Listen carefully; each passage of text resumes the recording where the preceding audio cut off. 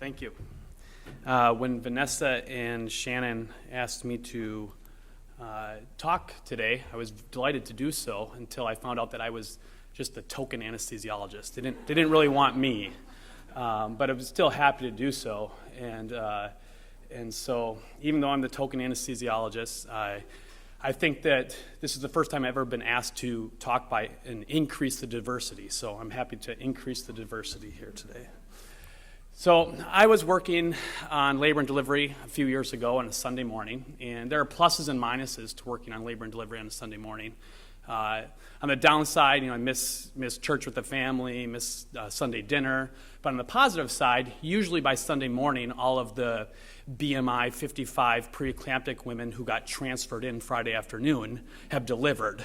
And so usually that all happened on Saturday, and so by Sunday, usually it's nice and quiet. You can get some administrative work done, maybe take care of a couple of spontaneous labors, but it's usually not that bad of a deal. And so I was anticipating any other day on labor and delivery. It's just going to be rainbows, butterflies, and puppy dogs. But unfortunately, not shortly after I came on at 7 a.m., we were approached about a woman who was admitted to labor room 4, I think, in active labor. And she was desiring labor analgesia, so we placed an epidural for her. And a few hours later, she needed a cesarean delivery for a non-reassuring fetal tracing.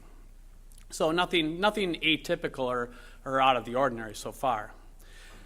Baby was actually delivered fairly efficiently and effectively, and the baby was actually over with mom following a brief stay at the warmer, and mom was holding the baby when all of a sudden she kind of turned the color of one of your clickers there.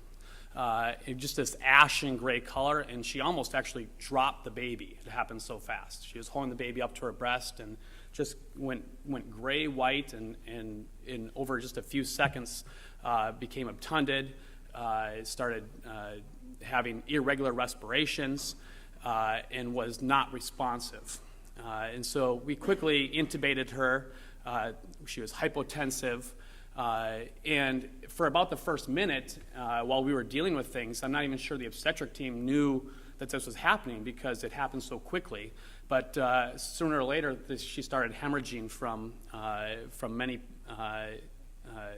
from urinatony as well as other places in the abdomen as well. And so this woman had an amniotic fluid embolism. And now amniotic fluid embolism is not new. So the first report in Brazil about 100 years ago,